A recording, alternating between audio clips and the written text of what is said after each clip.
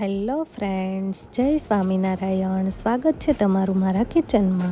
તો આજે હું તમારા માટે ફ્રૂટ કસ્ટર્ડની રેસીપી લઈને આવી છું, જેને આપણે ગુજરાતીમાં ફ્રૂટ સલાડ તરીકે પણ ઓળખીએ છીએ. તો ચાલો રેસીપી સ્ટાર્ટ કરીએ.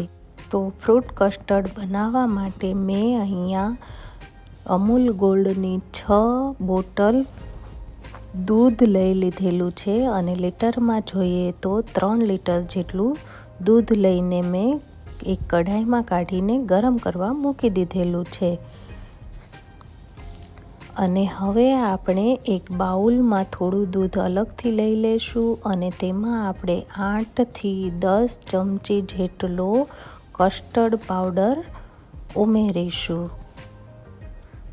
મેં અહીંયા વેનીલા ફ્લેવરનો કસ્ટર્ડ પાવડર લીધેલો છે.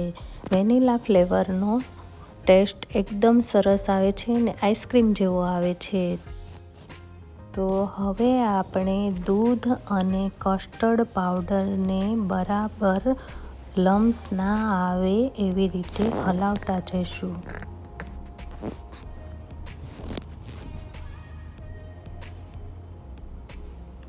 અને હવે આપણે એ દૂધને આપણે જે દૂધ ગરમ કરવા મૂકેલું છે એ દૂધમાં મિક્સ કરી દઈશું અને સારી રીતે હલાવતા રહેશું, જેથી કરીને દૂધ નીચે તળિયે બેસી ના જાય. તો તમે જોઈ શકો છો કે કસ્ટર્ડ પાવડર ઉમેરવાથી આપણા દૂધનો કલર થોડો થોડો કરીને ચેન્જ થવા લાગ્યો છે અને આપણું દૂધ પણ થોડું ઘટ થવા લાગ્યું છે.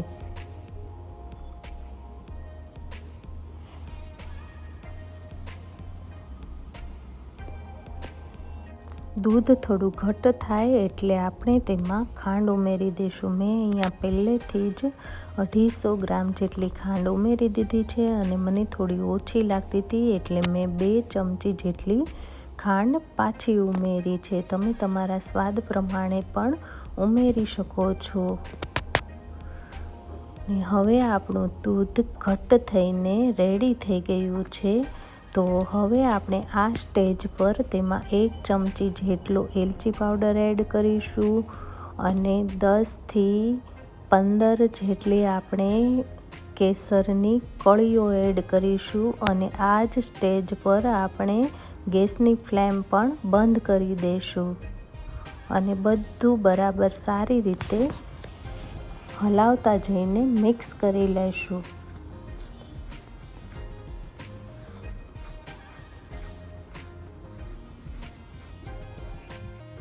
હવે આપણું તૈયાર થયેલું કસ્ટર્ડ દૂધને આપણે એક બીજા વાસણમાં ટ્રાન્સફર કરી લઈશું અને ઠંડુ થવા દઈશું નોર્મલ ટેમ્પરેચર આવે ત્યાં સુધી.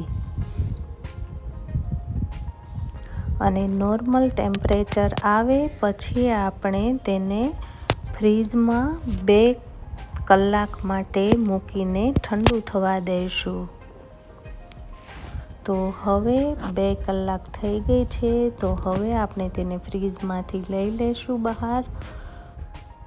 તો તમે જોઈ શકો છો કે આપણું કસ્ટર્ડવાળું દૂધ એકદમ ઠંડુ થઈ ગયું છે. તો હવે આપણે તેમાં એડ કરવા માટે ફ્રૂટને કાપી લઈશું. તો મેં અહીંયા પહેલેથી જ કટ કરીને રાખેલું છે ફ્રૂટ, જેમાં મેં અહીંયા 2 થી 2.5 જેટલા બનાનાને નાના કટકામાં કટ કરીને લઈ લીધેલા છે. 1 એપલ લીધેલું છે કટ કરીને અને 3 જેટલા ચીકુને મેં કટ કરીને લીધેલા છે. 1 દાડમને મેં દાણા કાઢીને લઈ લીધેલા છે અને થોડીક ગ્રેપ્સને પણ મેં નાના ટુકડામાં કટ કરીને લઈ લીધેલી છે.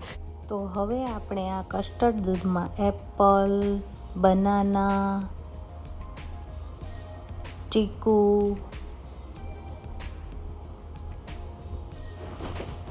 ગ્રેપ્સ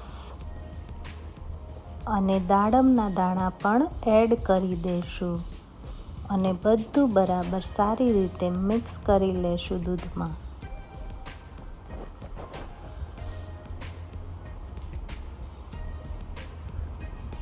તો આપણું ફ્રૂટ કસ્ટર્ડ બનીને રેડી થઈ ગયું છે અને આ માપથી તમે લગભગ 8થી 10 વ્યક્તિને આ ફ્રૂટ કસ્ટર્ડ સર્વ કરી શકો છો. તો હવે આપણું ફ્રૂટ કસ્ટર્ડ સર્વ કરવા માટે રેડી છે. તો જોતાં જ મોઢામાં પાણી આવી જાય એવું સરસ અને સ્વાદિષ્ટ એવું આપણું ફ્રૂટ કસ્ટર્ડ બનીને રેડી થઈ ગયું છે. તો મારી રેસીપીથી એકવાર જરૂરથી ટ્રાય કરજો અને હા, મારી ચેનલને સબસ્ક્રાઈબ કરવાનું ભૂલતા નહીં. Thanks for watching. જય સ્વામિનારાયણ.